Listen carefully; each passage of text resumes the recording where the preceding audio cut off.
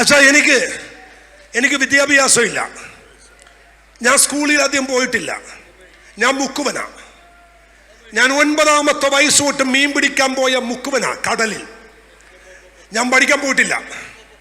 എനിക്ക് എൻ്റെ പേര് BIJ എന്ന് എഴുതാൻ അറിയത്തില്ല. എനിക്ക് സ്കൂൾ സർട്ടിഫിക്കറ്റ് ഇല്ല.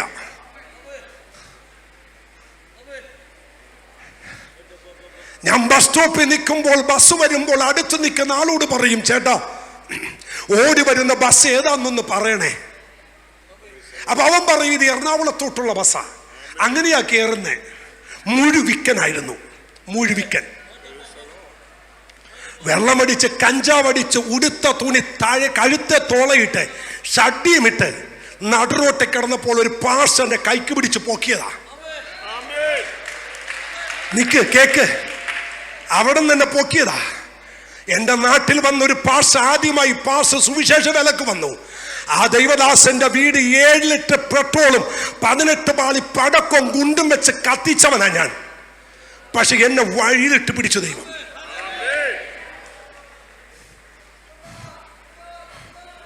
ആ ദൈവദാസൻ എന്നെ വീട്ടിൽ കൊണ്ടുപോയി. പ്രാർത്ഥിച്ചു. എന്റെ ശരീരത്തുനിന്ന് ദുരാത്മാക്കൾ ഇറങ്ങി. പക്ഷെ എന്നോട് ഒരാൾ എടാന്ന് വിളിച്ചാൽ അവന്റെ വീട്ടിൽ ചെന്ന് എടാന്ന് ചോദിച്ച് അവനെ തല്ലാതെ ഞാൻ പോരത്തില്ല. കണ്ണൂർ ജയിലിലിട്ട് ഈ ശരീരം മുഴുവൻ പോലീസുകാർ കയറി ഇറങ്ങിയതാ. ഇതിനകത്തൊരു നല്ലെല്ലില്ല. അതുപോലെ ചവിട്ടിക്കൂട്ടിയതാ. പക്ഷെ വഴി കിടന്ന് എന്നെ പോക്കി ആ മനുഷ്യൻ വീട്ടിൽ കൊണ്ടുപോയി. യേശുവിനെ കുറിച്ച് പറഞ്ഞാ, യേശുവിനെ രക്ഷകനും കർത്താവായി സ്വീകരിച്ചു. 94-ൽ യേശുവിനെ രക്ഷകനായി സ്വീകരിച്ചപ്പോ ഞാനൊരു കാഴ്ച കണ്ടു. യേശുവിന്റെ ക്രൂശ് മരണം. ആ കാഴ്ച കണ്ട് താഴെ എഴുന്നേറ്റ് പറഞ്ഞു, കർത്താവേ എന്നോട് ക്ഷമിക്കണേ. ഈ കൈ കൊണ്ട് 3 പ്രാവശ്യം എൻ്റെ അപ്പനെ കൊല്ലാൻ പിടിച്ചു. ഒരു പ്രാവശ്യം അപ്പൻ ചത്തു, ബോധം പോയി, താഴെ വീണു, അനക്കമില്ല, നാടുവിട്ടു. രാജീവ് ഗാന്ധി വെടികൊണ്ട് മരിക്കുമ്പോൾ തമിഴ്നാട്ടിൽ ഞാൻ അപ്പനെ കൊന്നിട്ട് ഒളിവിലിരിക്കുക. ഒരാഴ്ച കഴിഞ്ഞപ്പോൾ കൂട്ടുകാരൻ വിളിച്ചു പറഞ്ഞ, ചത്തട്ടില്ലടാ, നിന്റെ അപ്പം മടങ്ങി വാ. 5 ചേട്ടന്മാരുടെ വിവാഹം നടന്നു, എന്നെ അറിയിച്ചില്ല. അത്രയും പോക്ക് കേസ്. പക്ഷെ എൻ്റെ അപ്പൻ എന്നെ തൊട്ടു. ഒരു ഹല്ലേലൂയ പറ. ഞാൻ പറയാറുണ്ട്, ആരെങ്കിലുമൊക്കെ ഞാൻ ഈ ചാടുന്നതും ബഹളം ഉണ്ടാക്കുന്ന കാണിക്കുമ്പോ എന്തിനാടോ ഇത്രയും ചാടുന്നത്? എന്നെ വിടുവിച്ച വിടുതൽ ഓർത്താൽ ഇത്രയും ചാടിയാ പോരാ. ഹല്ലേലൂയ. എന്നെ രക്ഷിച്ച എന്റെ ദൈവത്തിന്റെ കാരുണ്യം ഓർത്തോ ഇത്രയും ശബ്ദമിട്ട പോരാ. ഇതിനകത്ത് തുള്ളി ചാടണം. ഹല്ലേലൂയ.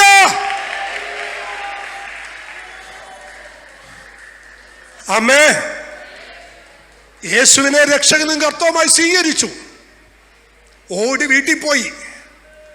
അപ്പനോട് ക്ഷമ പറഞ്ഞു, അമ്മയോട് ക്ഷമ പറഞ്ഞു. 8 ചേട്ടന്മാരും 2 ചേച്ചിമാരും ഉണ്ട്. ഞാൻ ഏറ്റവും ഇളയതാ. ഓരോരുത്തരോട് ക്ഷമ പറഞ്ഞു. മക്കളെ, പിറ്റേ ദിവസം രാവിലെ ഓടി വീട്ടിൽ ചെന്നു. പാസ്റ്ററിനെ, അഭിഷിതനെ, എനിക്കൊരു കാര്യം പറയാനുണ്ട്. എന്നാടാ? എനിക്ക് 5 മിനിറ്റ് യേശുവിനെ ഒന്ന് പ്രസംഗിക്കണം. പക്ഷെ ഞാൻ വിക്കനാ, എനിക്കിത് വായിക്കാൻ അറിയില്ല. പാസ്റ്റർ പറഞ്ഞു, മോനെ, ബൈബിളിൽ ഒരു വാക്യമുണ്ട്, നിന്റെ വായ വിസ്താരത്തിൽ തുറക്ക്, ദൈവം നിറക്കും. പാസ്റ്റർ, ഇതൊക്കെ സത്യമാണോ? സത്യമാണോ? ടെസ്റ്റ് ചെയ്യടാ. എൻ്റെ വീടിൻ്റെ 2 സൈഡും തെങ്ങിൻ തോപ്പാ. രാത്രി 12 മണിക്ക് തെങ്ങിൻ തോപ്പിലേക്ക് ഇറങ്ങി. ഒരു തെങ്ങിൻ തടി വെട്ടിയിട്ടിട്ടുണ്ട്. ആ തെങ്ങിൻ തടിയിലോട്ട് അങ്ങ് ഇരുന്നിട്ട് ഞാൻ ഇങ്ങനെ പറഞ്ഞു, എൻ്റെ തമ്പുരാനെ, എനിക്ക് പ്രാർത്ഥിക്കാനൊന്നും അറിയത്തില്ല, ഞാൻ വഴിയിൽ നിന്ന് കയറി വന്നതാ, പക്ഷേ എനിക്ക് അങ്ങയെ ഇഷ്ടമാണ്. എനിക്ക് അങ്ങയെ കുറിച്ച് 5 മിനിറ്റ് ആരോടെങ്കിലും പറയണം. ആരും എന്നോട് പറയുക എഴുന്നേറ്റ് നിൽക്കാൻ. അച്ഛാ, ഞാൻ എഴുന്നേറ്റ് നിന്നു. അച്ഛാ, ഒരു കാറ്റ് എൻ്റെ മേൽ അടിച്ചട്ടെ, എന്നെ പോക്കിയെടുത്ത മീറ്ററുകൾക്ക് അപ്പുറം കൊണ്ട് താഴെ കിട്ടും. എൻ്റെ കാല് തീ പിടിച്ചു. എൻ്റെ കൈകളിൽ തീ പിടിച്ചു. ആ പറമ്പിക്കടന്ന് ഞാൻ അന്യഭാഷയിൽ ആരാധിക്കാൻ തുടങ്ങി. അന്യഭാഷ പറഞ്ഞുകൊണ്ടിരിക്കുമ്പോൾ ഒരു ദൈവശബ്ദം, ഞാൻ നിന്നെ സൗഖ്യമാക്കുന്ന കർത്താവ്. അന്ന് എൻ്റെ നാവിൻ്റെ കെട്ട് പൊട്ടിയതാ. ഇന്ന് വരെ വിക്കിയിട്ടില്ല, ഇന്ന് വരെ വിക്കുണ്ടായിട്ടില്ല. അതുകൊണ്ടാ പറഞ്ഞത്, എൻ്റെ ദൈവം സൗഖ്യത്തിൻ്റെ ദൈവമാ, എൻ്റെ ദൈവം സൗഖ്യദായകനാ. ചതഞ്ഞ ഓട ഓടിക്കാത്തവൻ പുകയുന്ന തിരിയെ. അമ്മേ, ഒരു ഹല്ലേലൂയ ഉറക്കെ പറ. അച്ഛാ, എന്നോട് ആര് പറയുന്നു ഓടിച്ചെന്ന് ബൈബിൾ വായിക്കാൻ? ഞാൻ വീട്ടിൽ ചെന്നു, ഓടിച്ചെന്ന് വേദപുസ്തകം തുറന്നു. പുറപ്പാട് 3-ാം അധ്യായം കിട്ടി. പച്ചവെള്ളം പോലെ വായിക്കാൻ തുടങ്ങി. അന്ന് വായിച്ചത് ഇന്ന് വരെ നിർത്തിയിട്ടില്ല. എൻ്റെ കൂടെ വെള്ളമടിച്ചവനും കഞ്ചാവടിച്ചവനും ഒക്കെ ഞാൻ മുക്കി. സ്വതന്ത്രം. ആ ഫോട്ടോ വെച്ച് ഏകദേശം 5600 പേരെ ഞാൻ സ്നാനപ്പെടുത്തി. സ്വതന്ത്രം.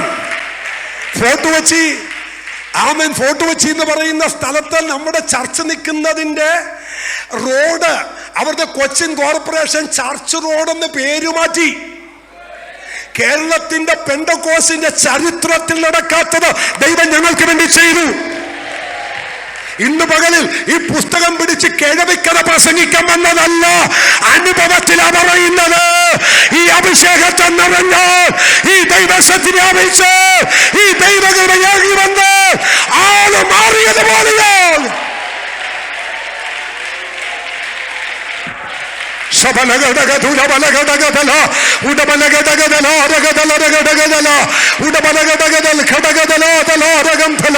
ഞാൻ പ്രവചിച്ചുകൊണ്ട് പറയുന്നു, ആ സാന്നിധ്യം ഇതിനകത്ത് വ്യാപരിക്കുന്നുണ്ട്, ആ കൃപ ഇതിനകത്ത് വ്യാപരിക്കുന്നുണ്ട്.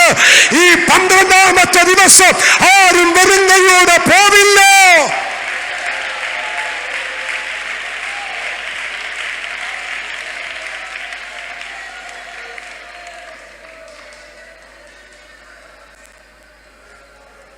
ഇനി നിങ്ങൾ പറ, ഞാൻ ചാടണോ ഓടണോ തുള്ളണോ?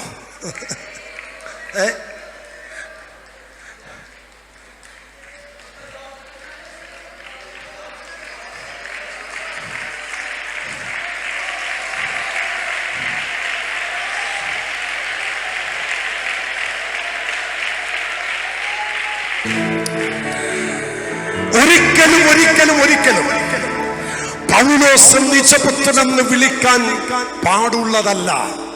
കാരണം പൗലോസും തിമോത്തിയോസും തമ്മിൽ ഒരുപാട് അന്തരമുണ്ട്, അല്ലേ?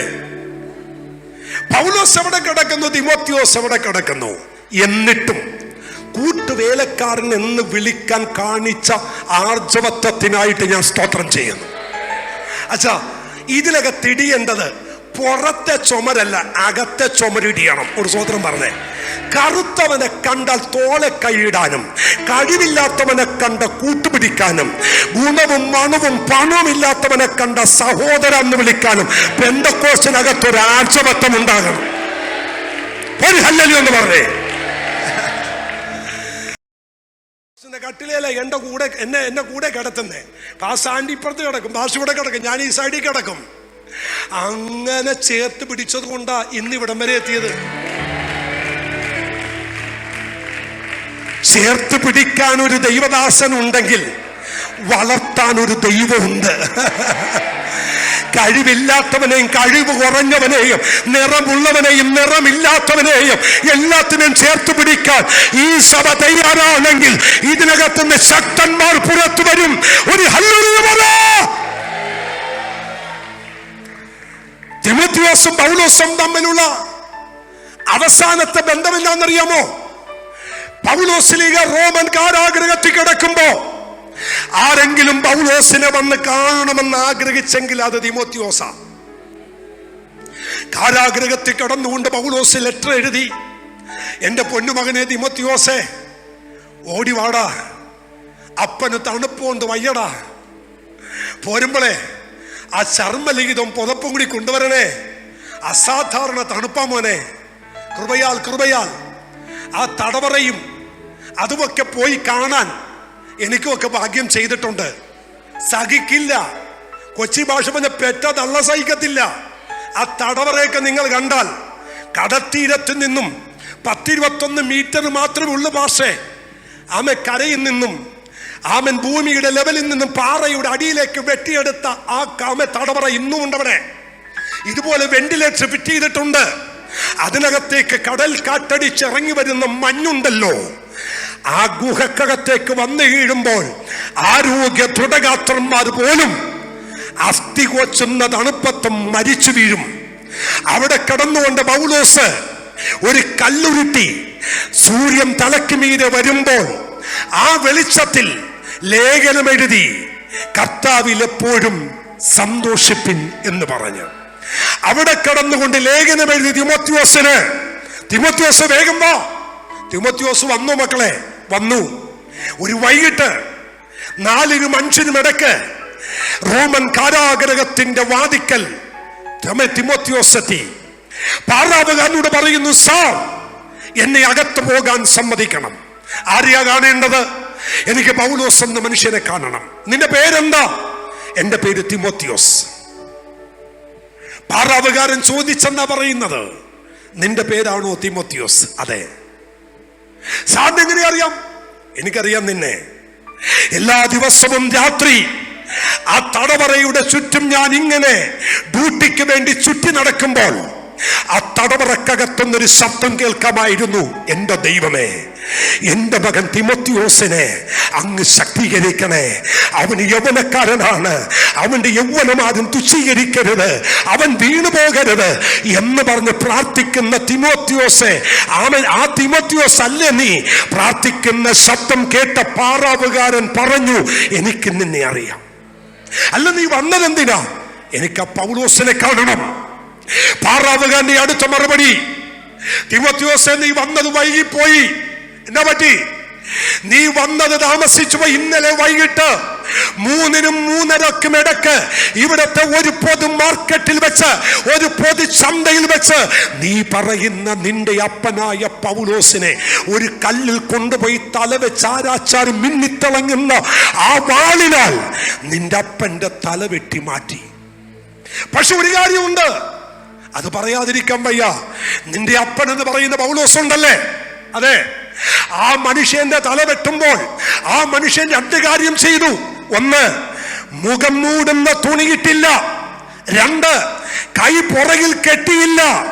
കൈ രണ്ടും സ്വയം പുറകിൽ കെട്ടി തല കൊണ്ടുവന്ന് കല്ലിൽ താഴ്ത്തി വെച്ച് ചിരിച്ച മുഖത്തോടെ പ്രാർത്ഥനയോടെ തല കാട്ടിക്കൊടുത്തു. ആരാച്ചാർക്ക്? അവനാണ് നിന്റെ അപ്പൻ. പൗലോസിനെ മരിച്ചു എന്ന് കേട്ട ഉടനെ തിമോത്തിയോസിന്റെ കയ്യിലിരുന്ന പാണ്ടക്കെട്ട് താഴെ വന്ന് ഉരുണ്ടുപോയെന്ന് ചരിത്രം പറയുന്നു. അതാണ് തിമോത്തിയോസ്. ആ തിമോത്തിയോസിനോട് ഈ 2-ാം അധ്യായത്തിൽ 7 ക്രിസ്ത്യൻ കോളിങ്ങിനെ കുറിച്ച് പൗലോസ് പറഞ്ഞു. തിമോത്തിയോസേ, നിന്റെ വിളി ചെറുതല്ല, നിന്റെ വിളി ചെറുതല്ല. നിന്റെ മേലൊരു വിളിയുണ്ട്. നീ അസാധാരണ വിളിയുള്ളൊരു മനുഷ്യനാ. ഈ കാലഘട്ടത്തിൽ നീയായി മാറണമെങ്കിൽ, നിന്റെ മേൽ അഭിഷേകം ശക്തമാകണമെങ്കിൽ, കുഞ്ഞെ, നിന്റെ വിളി എന്തെന്ന് നീ മനസ്സിലാക്കണം. ഒരു സ്വതന്ത്രം പറയാൻ പറ്റുമോ? ഞാന് ഈ ഭാഗം പറഞ്ഞ് ഞാനിവിടെ അവസാനിപ്പിക്കും. ഒന്ന് പറയാം, തിമോത്തിയോസിനോട് പറഞ്ഞ 7 ക്രിസ്ത്യൻ കോളിംഗ് ആണ് 2-ാം അധ്യായം 1 മുതൽ 24 വരെയുള്ള വാക്യം. ദൈവമക്കളെ, നാം നമ്മുടെ വിളി മനസ്സിലാക്കിയാൽ ആളും മാറും. ഒരു സ്വതന്ത്രം പറയാൻ പറ്റുമോ? നിങ്ങളെയും എന്റെയും വിളി എന്തെന്ന് മനസ്സിലാക്കിയാൽ നിങ്ങളുടെ ഒരു ഹല്ലേലൂയാക്ക് വ്യത്യാസം വരും. മനസ്സിലായില്ലല്ലേ?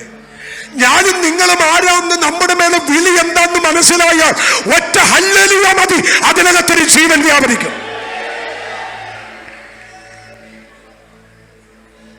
2 കാര്യം കൂടി പറയാൻ സമയമുള്ളൂ.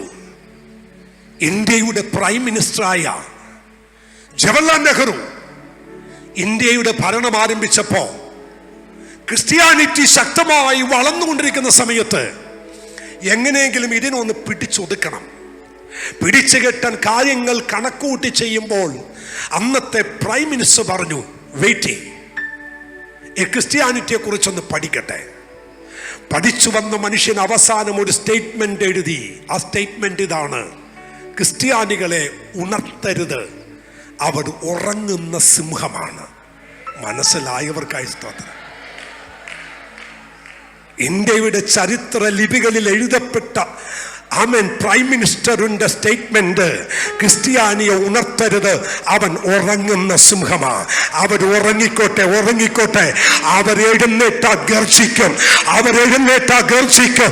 അവർ ഗർജിക്കാൻ തുടങ്ങിയാൽ പലതും നാളത്തിനകത്ത് കയറേണ്ടി വരും. ഇന്ന് പകൽ ഈ പ്രയർ സെന്ററിൽ ദൈവസഭ തിരിച്ചറിയുക: ക്രിസ്ത്യാനിറ്റി കഴുതയെന്നല്ല പറഞ്ഞത്, ക്രിസ്ത്യാനിറ്റി അലറുന്ന സിംഹമാണ്.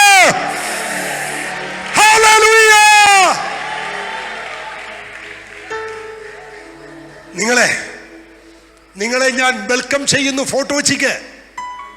നമ്മുടെ ചർച്ച നിൽക്കുന്നത് മട്ടാഞ്ചേരിയിലാണ്. മട്ടാഞ്ചേരി അറിയാലോ? മട്ടാഞ്ചേരിയില.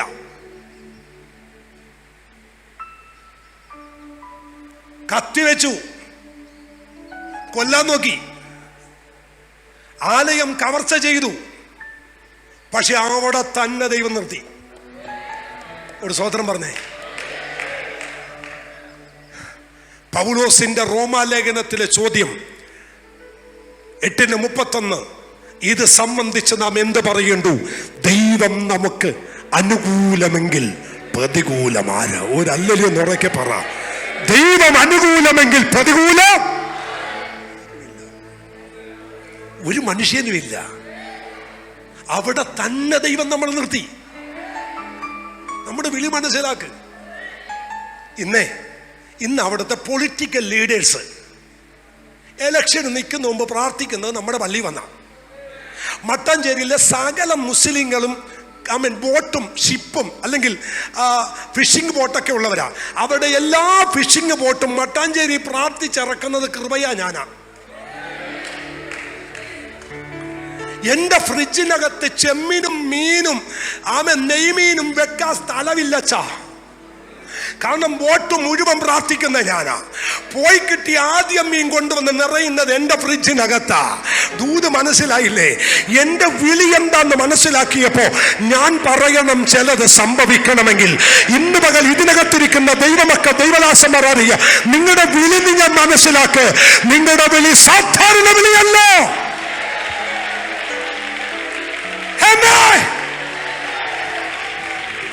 Hallelujah!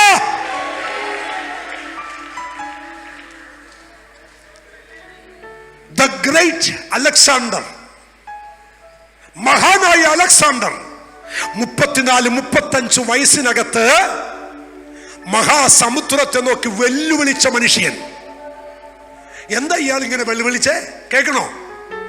ഈ പ്രായമുള്ള, ഈ മോളുടെ പ്രായമുള്ള സമയത്ത് അലക്സാണ്ടർ തെരുവിലെ കുഞ്ഞുങ്ങളുമായി കളിച്ചുകൊണ്ടിരിക്കുമ്പോ അപ്പനായ ഫിലിപ്പ് രാജാവ് വിളിച്ചിട്ട് 2 ചോദ്യം ചോദിച്ചു. 1, നീ ആരാണ്? 2, നീ ആരാകാനുള്ളവനാ? പൊക്കോളാൻ പറഞ്ഞു. ആ ചെറുപ്പക്കാരൻ ആ മഹാസമുദ്രത്തെ നോക്കി വെല്ലുവിളിച്ചത്, നീ ആരാണ്? 2, നീ ആരാകാനുള്ളവനാ? ദൈവമക്കൾ, ഈ ചോദ്യം ഞാൻ നിങ്ങളോട് ചോദിക്കുന്നു. നിങ്ങൾ ആരാണ്? അല്ലെങ്കിൽ നമ്മൾ ആരാ? സകല ആഭിചാരവും സകല മന്ത്രവാദവും തല വന്ന് കയറാനുള്ളവരല്ല, ഇതിനെ നിലക്ക് നിർത്തേണ്ടവരാ. ഒരു കാര്യം, എൻ്റെ ഒരു സ്നേഹിതനുണ്ട്, കൊച്ചിൻ യൂണിവേഴ്സിറ്റിയിലെ പ്രൊഫസറാ. പേര് ക്ലീറ്റസ് സാറ്. ഇപ്പോൾ IPCയുടെ ഒരു ശുശ്രൂഷകനാ. പണ്ട് TPM-ലായിരുന്നു. ക്ലീറ്റസ് സാറും ഉണ്ണി എന്ന് പറയുന്ന ഒരു ബ്രദറും കൂടി വൈപ്പിന്ന് വാര്യപുരത്തോട്ട് വണ്ടി കയറി. വാര്യപുരം യോനാച്ചാന്റെ വീട്ടിൽ മീറ്റിംഗ് നടക്കുക.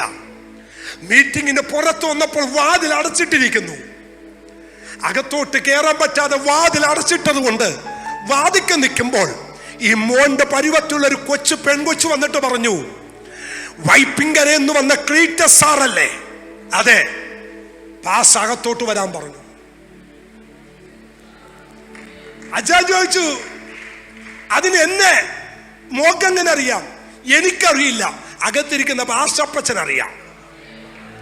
ക്ലീറ്റസ് സാർ അകത്തോട്ട് കയറാതെ പെങ്കൊച്ച് രണ്ടാമത് കൂടെ വന്ന ഉണ്ണിയോടുകൂടി അകത്തോട്ട് എല്ലാം പറഞ്ഞെന്ന്.